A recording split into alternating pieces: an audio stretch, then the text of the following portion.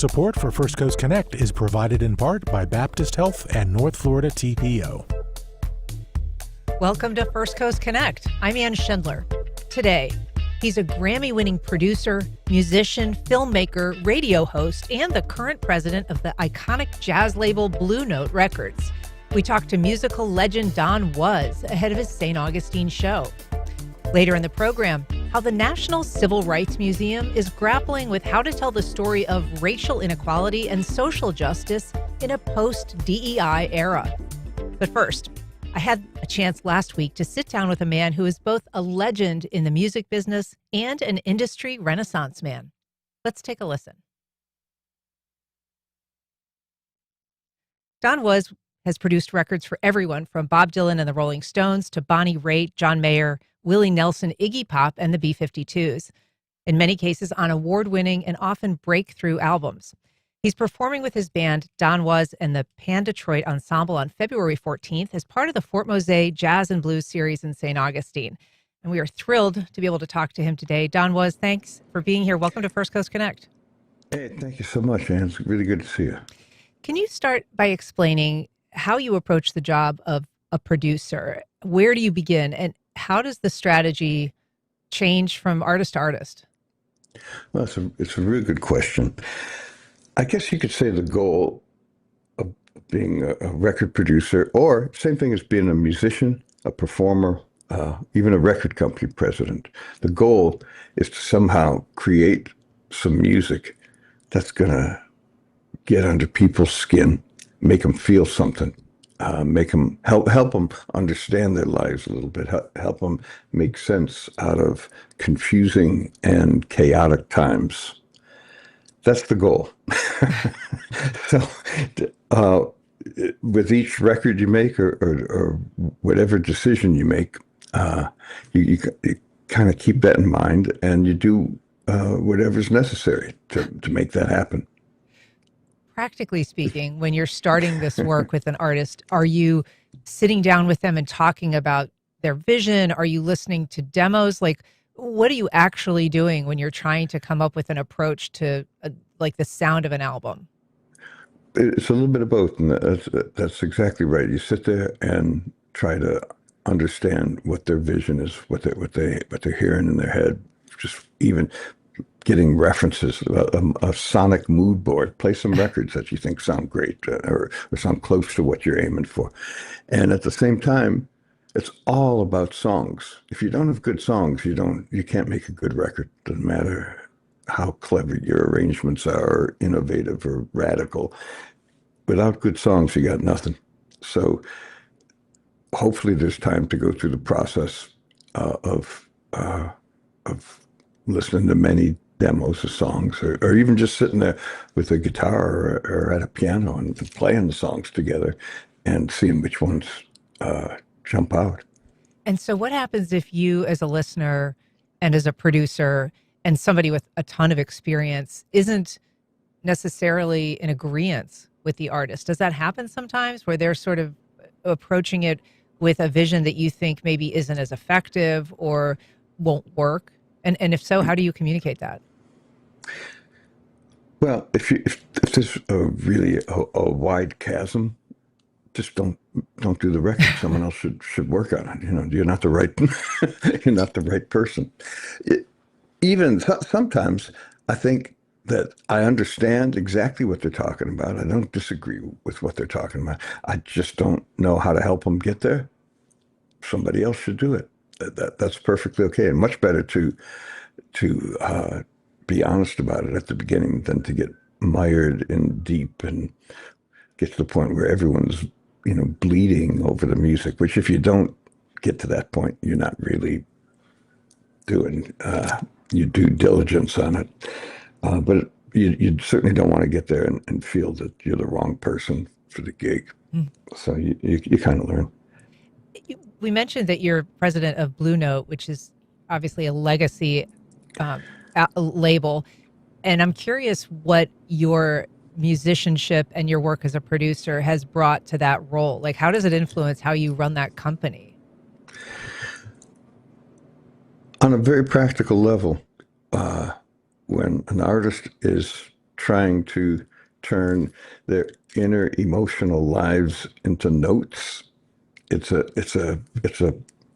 process that requires some understanding on the part of everybody who's working with that artist. And if you don't understand what they're going through, for example, last week I was asked to call up one of our artists during a session and talk about the deadlines for the album and when they have to submit the credits. And you just don't do that. You're not going to get the desired result, and you're going to disrupt the session. You can't start assaulting an artist with left brain stuff in the middle of right brain stuff. So that's one very practical example. Is that a lesson? Is that something you learned because it was done to you? Is that you learned? Yeah, absolutely. It's still done to me. Yeah. Yeah, no, you're in a different mindset, and you want the artist to be there. I also think that's one of the producer's jobs too, is to kind of run defense for an artist. I liken it to Ben Franklin flying the kite. You know, the artist is the kite way up there in the rainstorm, hoping it gets hit by lightning, this creative lightning that makes something extra special happen. You get beyond the point where craft controls the thing, and you get this true flash of inspiration. So the artist is the kite. The producer's holding the string and standing on the ground and making sure it doesn't go flying off, to the far reaches of the universe. So that's a metaphoric grounding, a grounding effect. Yeah, grounding. Yeah, Yeah. exactly. Yeah. So I've heard you say that sometimes the best thing that you can do for an artist is to create some space for them or around them to do what they do. And I want to play a song of Bonnie Raitt's. You had produced her 1989 album, Nick of Time, and that was an enormous commercial breakthrough. It won 3 Grammys, including Album of the Year that year. And the song that I'm going to play is actually off of her next album, Luck of the Draw. You co-produced it with her. Let's listen to it, and then let's talk about it. Okay. 'Cause I can't make you love me if you don't. You can't make your heart feel something it won't. Here in the dark, in these final hours, I will lay down my heart, and I feel the power, but you won't. No, you won't. 'Cause I can't make you love me if you don't.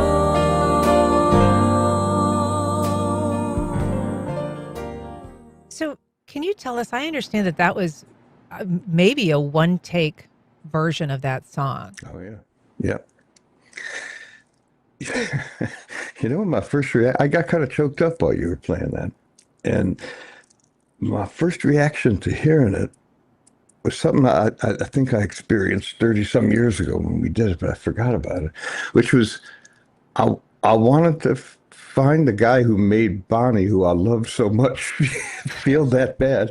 I'm going to find that mother and take care of him, because I felt defensive for Bonnie. What a wild reaction to have to that. It was one take, and it was, first of all, it's the kind of song you get once or twice in a lifetime, I think, where someone sends you a song that's that powerful. It's just a beautifully written song. It was co-written by a guy named Mike Reed, who used to play defensive back for the Cincinnati Bengals. Maybe the most unlikely job description for someone who could write such a sensitive song. But he also has a master's in English lit, brilliant writer. Alan Shamblin was his co-writer, who's a great songwriter. And they sent that to Bonnie, and we just knew it was it's just a gift, that it was just a song that dug so deep. We used to do demos, as you were discussing, as you brought up earlier. We'd make little demos of just Bonnie either playing the piano or playing guitar and singing with the sense that if we couldn't get to the essence of the song with just her like that, it didn't matter what we did later with the band. If we couldn't make a proper intimate demo, we didn't do the song. This one required her to Stanislavski the session, right? She was going to go deep into her own personal history to inhabit the character that's singing in the song. And she wanted to go one time. She didn't want to dwell on it. We didn't make the demo. It was just going to be in the studio. She was going to go there and capture some truth. And then she didn't want to ever go there again. So we did get it in one take. The only fixing we had to do was where she started crying in the second verse. And we punched those lines in. And I knew it was magical when we did it. And of course, it became a very, very big record. And she's got to go out and go to that place every night in concert. Yeah. Irony. What you saved her in the studio, you can't spare her on the stage, I guess. No. Yeah. So finding those moments is not unique to that artist. I understand that you've had similar experiences in terms of creating a one-take hit with Willie Nelson in Across the Borderline. You've worked with John Mayer and also done kind of a phenomenal, very well-known take on Last Train Home. So how nerve-wracking is it? Do you know that it's going to be one take? And how do you know that it's going to work out, that somebody's not going to mess up or hit a wrong note or...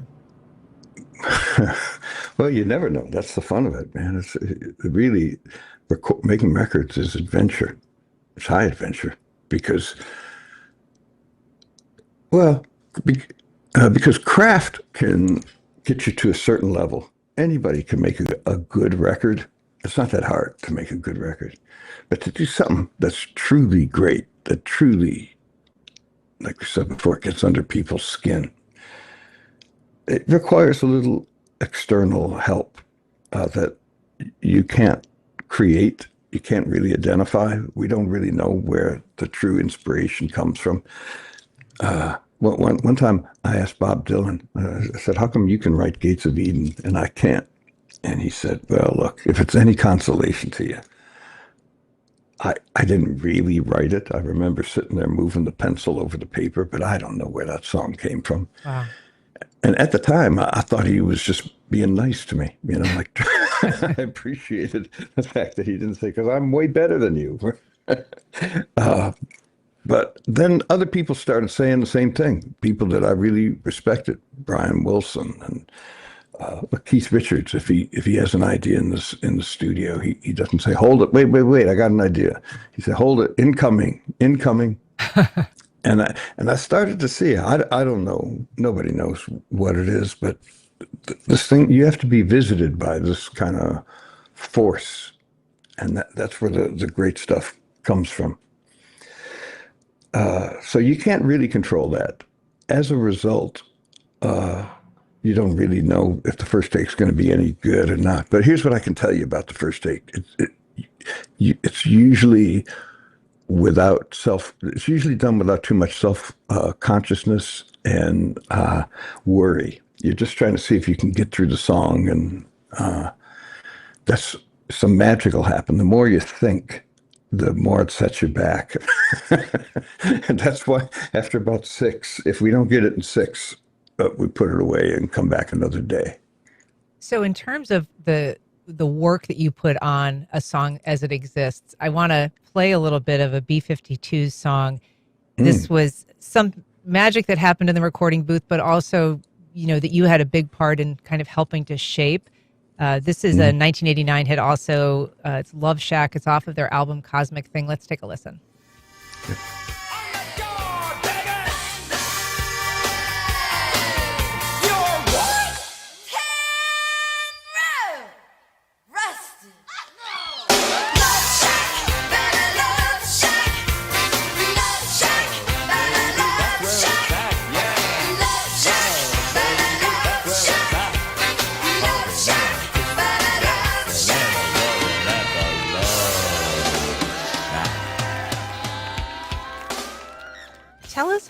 how that happened. First of all, that song, and then kind of that moment that's so well known. Good. I'm glad you picked that moment. It's quite a moment. We were recording songs for the album, and we finished a day early, but we were still set up in this great studio in Woodstock, New York, Dreamland. And they said, well, we have this one other thing, but the way the B-52s write songs is they'll jam on some chords for half an hour and just free associate. Anything that comes to mind, they start singing. And then they play it back, and they take the good lines and they write them on a yellow legal pad. So they handed me like a string, a long flowing sea of yellow legal pad paper all taped together. It had been hung from the ceiling to the floor, and about 10 minutes of them jamming on the Love Shack groove. And they said, see if you can make sense out of this.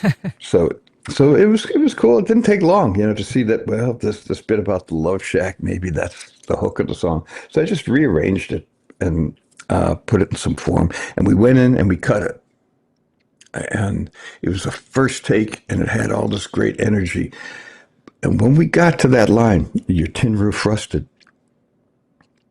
for reasons unknown, Cindy Wilson, one of the singer who does the line, she started out, when you just play, you can hear she's very exuberant on your tin roof. And then by the time she got to the word rusted, she teared up. So like a complete mood swing, 180 degrees in a second or whatever. And it made the delivery of the line, which is already a peculiar line. God knows what that means, your tin roof. Or why that's the emotional linchpin of the song.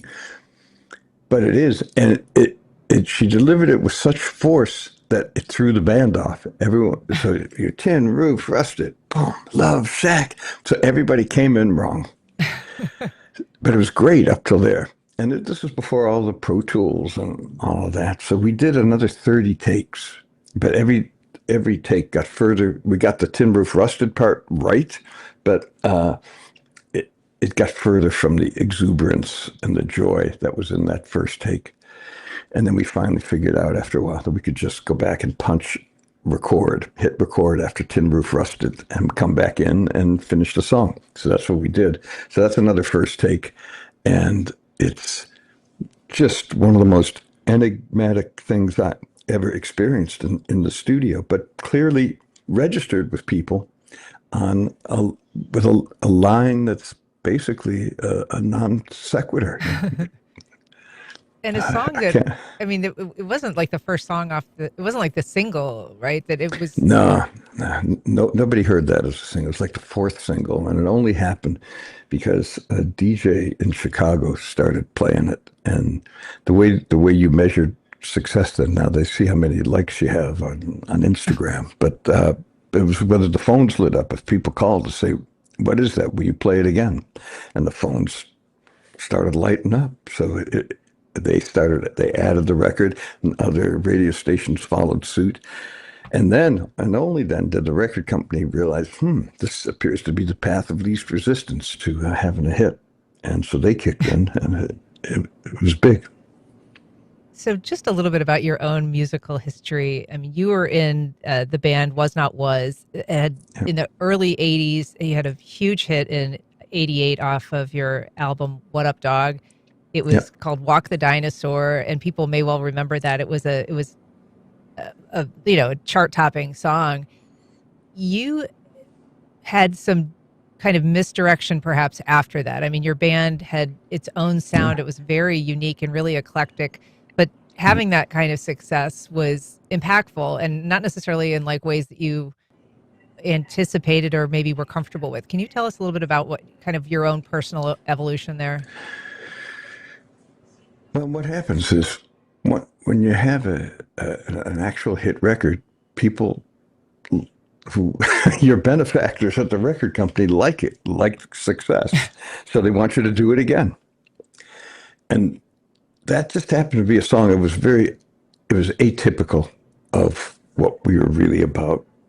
Everything about it, sonically and the whole thing. We liked it, but I didn't know how to do it again. I don't know how we did the first one. So we were directed to chase that song, and whatever, walk the alligator, or, just do it again, and we couldn't do it again, and so that was a problem, and then we lost confidence, and we started listening to outside advice, which someone said to us, if you just do a cover of "Listen Like Thieves," the In Excess song, with a bunch of synthesizers, and we're like a live soul band that plays real instruments. So we had to get someone who wasn't in our band to do the track, and then just put our singers on the In Excess song, and we sort of handed it in and said, "Is this what you want? Is this it?" We lost all sense of who we were because they were trying to make us something else. This is another instance where I think my experience as an artist and as a producer have helped me at Blue Note, because the biggest mistake record companies make is they sign somebody that they love and believe in, and then try to turn them into whatever is popular in that moment to sell records. And what you have to realize is that the thing that makes you different from everything else that's out there is not a marketing problem. That's the artist's superpower. You're supposed to exaggerate and stress the thing that makes them different from everybody else. And if you think about the artists who built 40, 50, 60-year careers, you realize that when they came, who was like Neil Young when Neil Young came out? Who was like Bob Dylan when Bob Dylan started? Who was like Prince? Nobody. That's why we love them today. That's the music that lasts. But if you're only trying to be, 6 weeks ahead of your time, you got a problem.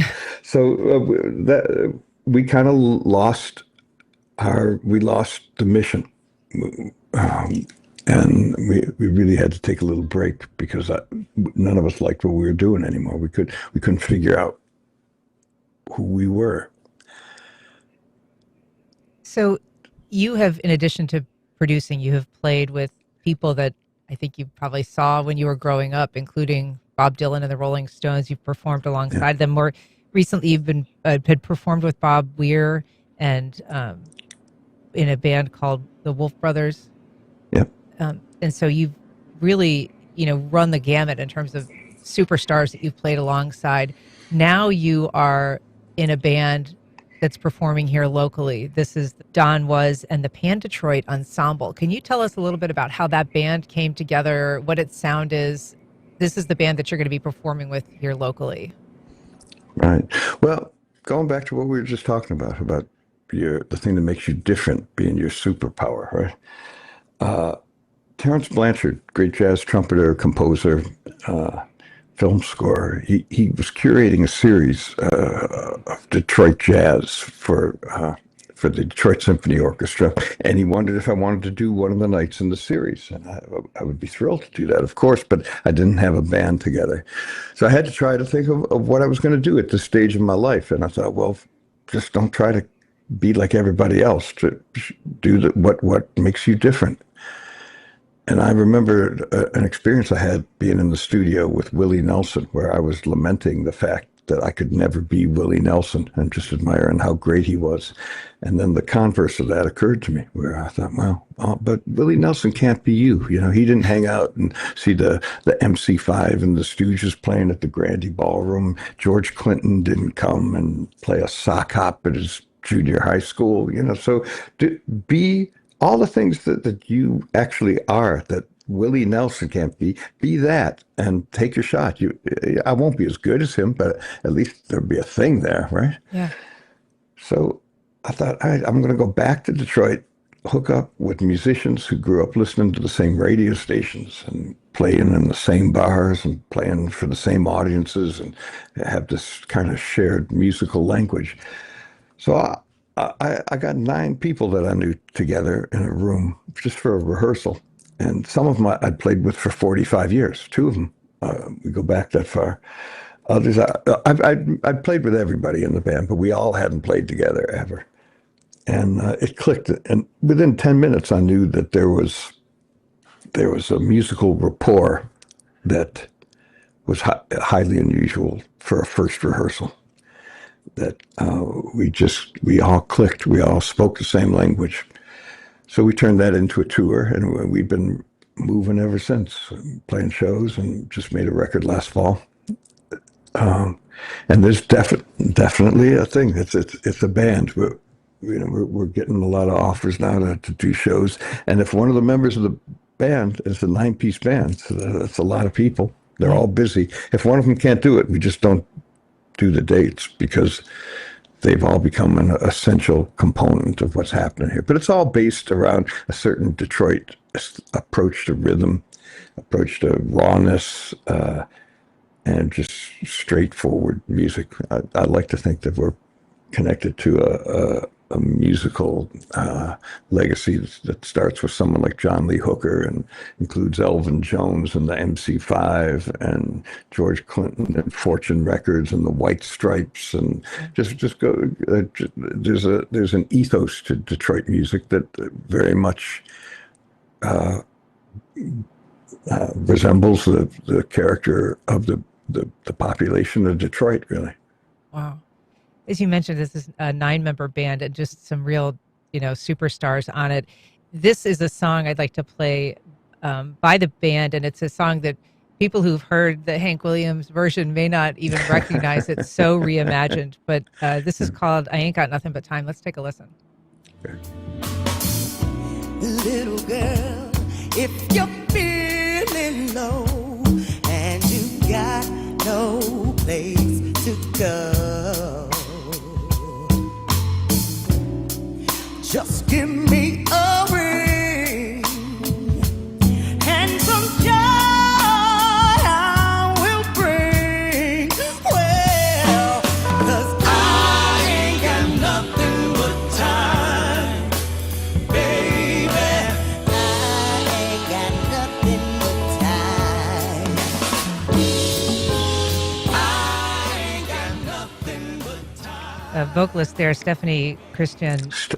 Yeah, Stephanie Christian. She's a killer, man. She's really one of the best singers I ever worked with, and I love seeing people responding to her from the stage every night.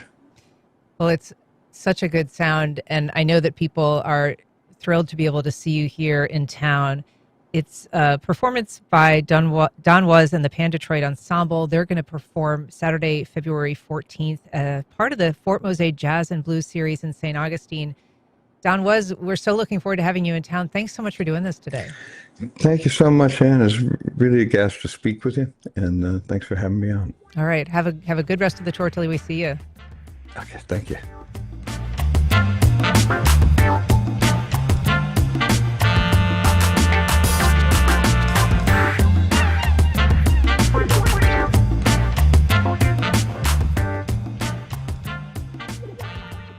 Welcome back. Museums have the power and sometimes the obligation to preserve and shape the stories that define us. That job has gotten far more complicated in the DEI backlash era as elected officials try to reshape and sometimes whitewash those stories. Here to discuss how his museum is responding to those challenges is Dr. Russ Wigginton. He's the president of the National Civil Rights Museum, and he's speaking tonight at the Cummer Museum of Art and Gardens. Dr. Wigginton, thank you so much for being here. It's my pleasure to be here with you all. So first of all, for people who have not been there, tell us a little bit about the Civil Rights Museum. It is in Memphis, and the location is actually at the Lorraine Motel. It is at the Lorraine Motel, and the Lorraine Motel is the place where Dr. Martin Luther King Jr. was assassinated on April 4, 1968. And after that event, as you might imagine, the city, the country was in disarray to some extent, and the motel fell into disrepair. About 20 years later, it fell into disrepair for that period of time. 3 local business leaders led the charge to make sure that place remained and established a fund to save the Lorraine. And the National Civil Rights Museum is the byproduct of that. It was founded in 1991, And so we're celebrating our 35-year anniversary this year. And it has become it is the oldest civil rights museum in the country where a particular event happened. And we have served in that 35 years more than 6 million visitors. And we get about 250,000 visitors a year from all over the world. Well, congrats on the anniversary. First of all, that's quite a milestone.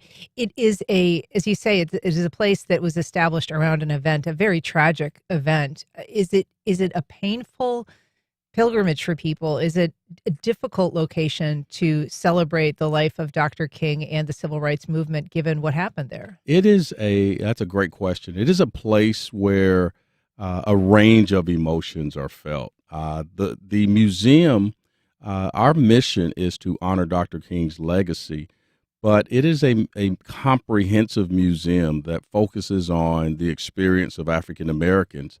But it is without question and the trials and tribulations of the American experiment is what we like to say. And so our goal is to have people, what I describe as have a head and heart collision.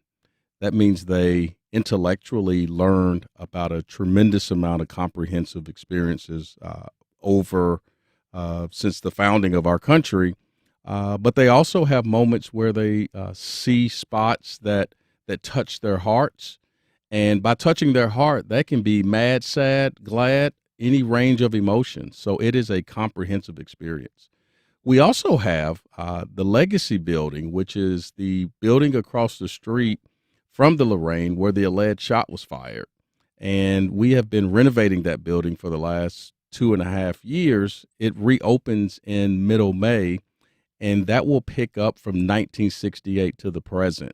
So the civil and human rights story continued certainly after 1968, and we are going to tell that story as well. I want to ask you more about that, but first I'd just like to learn a little bit about you and your own path to this work. You were born in Louisville, and your parents were both civil rights activists. Your mom in particular, can you tell us about what she did? Because there's something that's on exhibit at the museum that I think is evocative of what she did. Sure. She was, as John Lewis would say, she was in that group of people who got into good trouble. As a very young adult, she was arrested desegregating lunch counters in Louisville, Kentucky. And my father is a Howard University graduate, and he was there in the early to mid 60s, and his suite mate was Stokely Carmichael. So both of my parents were deeply engaged in the heart of the movement, which was led by young people. And so folks who are watching our live stream can look at an image of you that you're sitting at a display that is sort of a mock-up of a lunch counter. Tell us what people experience when they sit there. I mean, in this picture, you're sitting there and posing for a photograph, but what does that display mean to people? Well, it's actually not everybody who sits at that counter has a bow tie on either. So I will say that it's actually a spot that does draw a lot of people, because in the background are clips and images from desegregation happening at lunch counters all over the South in the early 1960s. And those were traumatic and sometimes violent moments. But the power of that exhibit is that people like James Lawson, we show them leading nonviolent civil disobedience trainings for the college students who were about to sit at those lunch counters and have drinks poured on them, be called out of their names, etc. And oftentimes being taken off of those seats and put in the paddy wagons and taken to jail like my mom was. But in the spirit of nonviolence, it was a powerful and strategic move in order to change society. You know, those demonstrations and the work that Dr. King did, you know, we often talk about the nonviolent part of it. it wasn't a nonviolent event in many cases. It just was nonviolent on one side, and there was a lot of violence directed at those protesters. Absolutely, and it speaks to him as a human and the growth he had throughout his career. We try to make sure that all of our visitors, our experience is grounded in facts and data at the National Civil Rights Museum. And all of our visitors, we want them to get the full experience of how people are and were. And the underneath what we want to do is make sure people see themselves. And so we have a saying that the movement was led by ordinary people doing extraordinary things. The overwhelming majority of people involved in the movement were not Dr. King-like, but they gleaned from his leadership and his inspiration. But he had a learning curve as well. It took people like James Lawson and Bayard Rustin when he went to Birmingham, and when he was in Montgomery, to understand that there might be another way other than the gun-toting Dr. King, which he was. So Bayard Rustin and James Lawson introduced him to the nonviolent philosophy, because when his house was bombed in Montgomery, he had guns in the house and he was ready to defend his family. People don't talk enough about that aspect of Martin Luther King Jr., but it is important, because we need to see how he grew as a leader. And frankly, I think that gives us all a chance to figure out how we can be our best selves as well. And also evolve on the issue of how to respond. If you're just joining us, we are talking to Dr. Russ Wigginton. He is the president of the National Civil Rights Museum. He's speaking tonight at the Cummer Museum. If you'd like to join our conversation, you can call us on air at 904-549-2937, or you can go to firstcoastconnect.org and find all the ways to connect with us. In terms of your own path to this position at the National Civil Rights Museum, there is a connection that you have through your great-grandfather. And I wonder if you'd tell us a little bit about it, because his role working for the railroad has a local connection in terms of the work of porters, red caps as they're called. Jacksonville, of course, had a union of Pullman porters, red caps, and they were our first major league team in Florida, the Negro League Red Caps. So I wonder if you could tell us a little bit about your great-grandfather and then your father and sort of the role of the railroad. Sure. My great-grandfather was indeed a red cap for 50 years for the Louisville and Nashville Railroad. And he was a interesting character in Louisville, Kentucky. At a time where seeing older black men toting bags at the railroad station was a common occurrence. They were often overlooked for their intellect and leadership, and dare I say, wage earning in those opportunities. He was the sole provider in that household. My great grandmother never worked outside of the house. They lived a middle class lifestyle for a black family at that time. He was able to send all of his children to college, and he was a well-respected, civically engaged person in Louisville. And I had the pleasure of knowing him, and I was fascinated by him. I was so fascinated by him that I did a dissertation on black railroad workers in Louisville, Kentucky, their at work and away from work lives, very much modeled after him. There was a tremendous number of these very important people in the black community throughout the country, certainly through the leadership of one A. Philip Randolph from here, who guided the effort to be recognized. That role propelled, ironically, my father, so his grandson, to be a Howard University graduate and then be one of the first African Americans to attain management level position for the Louisville and Nashville Railroad. And so we have a long history with the L&N, which merged with CSX, which you all are familiar with here. And to me, the importance was just that connection of family, community, uh, work ethic, and important place in society. So I feel tremendously fortunate to come from that lineage.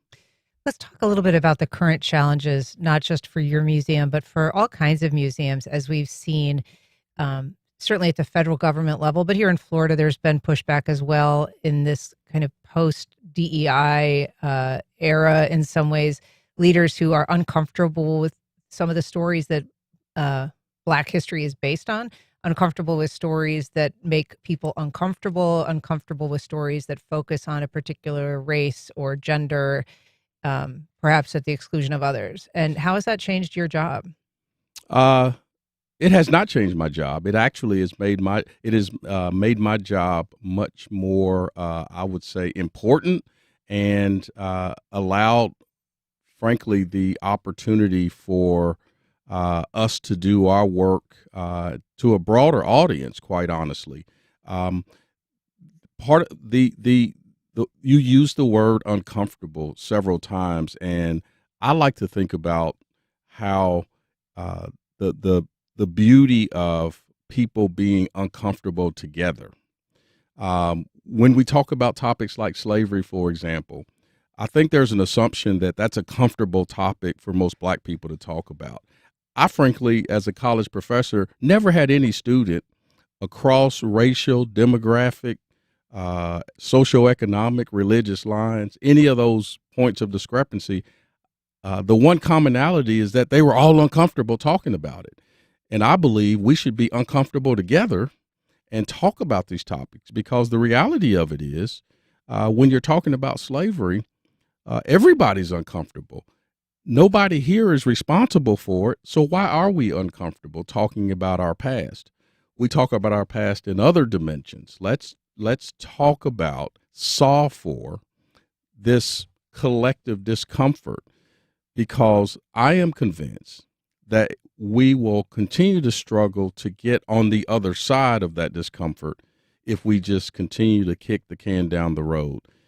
I don't think it's possible to have had a 250-year critical component of our existence as a country and think that we can talk about it in small and comfortable snippets. So let's get with it, folks. Let's have the conversation. Let's do it with civility. Let's do it with decency and respect. And let's do it together. We're talking to Dr. Russ Wigginton. He is the president of the National Civil Rights Museum. We have to take a 2-minute break. We'll be back just right on the other side, and we'll continue our conversation.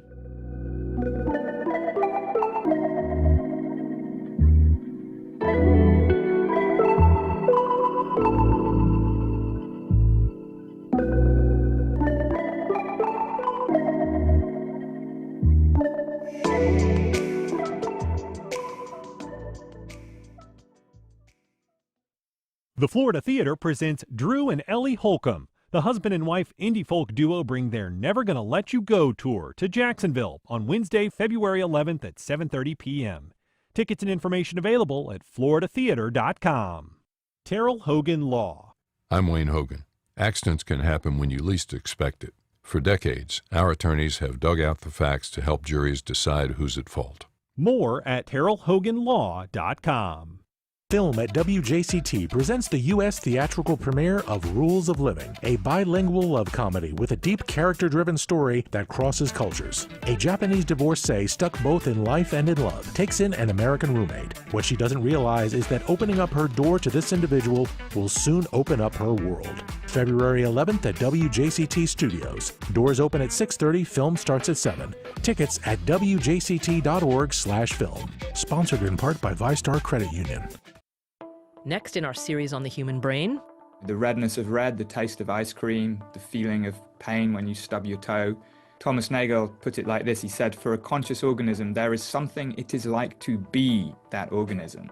But how does consciousness actually emerge from the physical structures in the brain?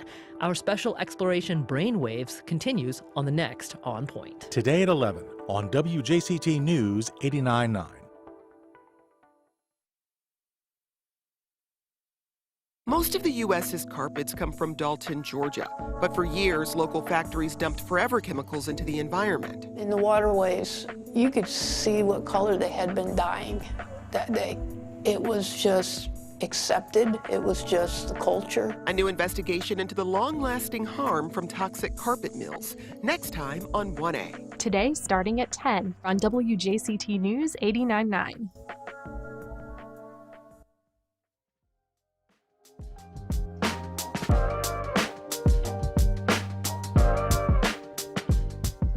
Welcome back. We are continuing our conversation with Dr. Russ Wigginton. He is the president of the National Civil Rights Museum, and he's here in town speaking tonight at the Cummer. We're going to continue our conversation about challenges the museum faces, but we do have a call I'd like to take. Curtis on the north side. Good morning, Curtis. Go ahead. And my sister, good morning. My brother, it's so good that you are here with us today. Sir, I would just like to compliment you on the fact of you bringing out so much. Like there are multiple sit-ins, lunch counter sit-ins that went on across this country. So many other actions that people don't even have a clue because we are given so much of a generic view of our history. Our history is so broad, and it's more importantly that we didn't do it by ourselves. There were all kind of people, male, white, Hispanic, female, gays, that contributed to our struggle.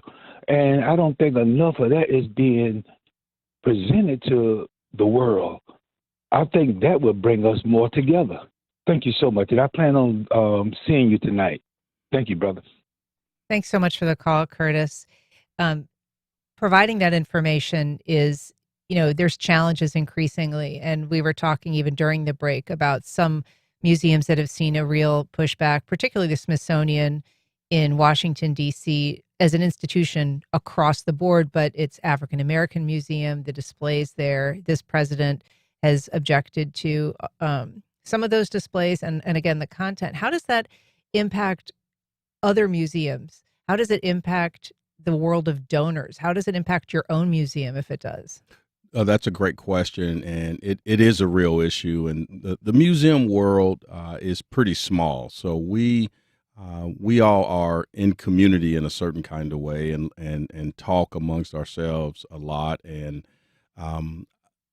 I feel, given the place that I work, I feel a certain responsibility. We have a certain responsibility to use our voices in the way that Dr. King would have when you see injustice. And we have spoken loudly and proudly about the importance of museums being able to ground themselves in facts and data and present stories for people to be aware of and experience, and the nuances of and the complexities of life. And we have done that, and we will continue to do that. We also have the benefit, frankly, of not having a line item in our budget for federal funding. And because of that, I am fortunate to have to go get my own money and raise my money and be unapologetic about what we are doing. And that's the privilege of doing that allows us to put one foot in front of the other and continue to be led by facts and data and speak truth to power when deemed necessary. The reality of it is, if you think about the initiative to strip away the telling of stories, it just is a reinforcement of how important those stories are. Much like why there was such deep resistance during the heart of the civil rights movement of voting, the power of voting. back in slavery, the power of reading, right? So when things are legally and through violence and intimidation attempts to control, it tells you a lot about what's really important. So the ability to be literate, the ability to vote, and dare I say today, the ability to tell the truth about all dimensions of our nation's history tell us a lot about what we should be focused on, about what's important. So we will continue to do that. We will do that for the places who cannot do that. And that's a responsibility that comes with being the place where Dr. King lost his life. And just briefly, because we only have a few seconds left, but how do you get people to see themselves as part of what comes next? You mentioned everyday people doing extraordinary things. MLK was a 39-year-old dad. He ended up trying to change the world. How do you get people to think that they can have that kind of impact? Well, we just completed a $40 million renovation to our legacy building, which picks up from 1968 to the present. And very intentionally in that space is laying out many more acts of civil and human rights work that have happened in the last 50 years. The young people of today are the people who are going to have to lead this movement, and they need to understand and see themselves in the movement before they are going to embrace and adopt the stories of the traditional civil rights movement. So telling the stories in ways that connect with all people is fundamental to doing the work in the future. Well, we appreciate the work that you are doing, Dr. Russ Wigginton. He is speaking tonight at 6:30 at the museum, the Cummer Museum of Art and Gardens, and registration is required. It is a pleasure to meet you, Dr. Wigginton. Thank you so much for being here. Thanks for having me. All right, and thank you for listening. Please join us tomorrow when we discuss how students are grappling with misinformation and political bias ahead of an upcoming civic roundtable discussion. I'm Ann Schindler. You've been listening to First Coast Connect on WJCT News 89.9.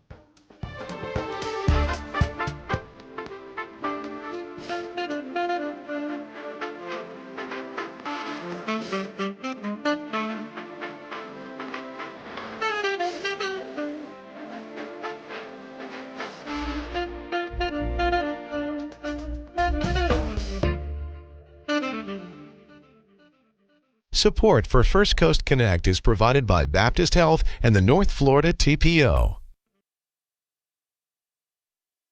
The North Florida TPO is committed to shaping our transportation future. We're focused on planning, funding, clean fuels, and new technologies for a vibrant, connected community. Learn more at northfloridatpo.com.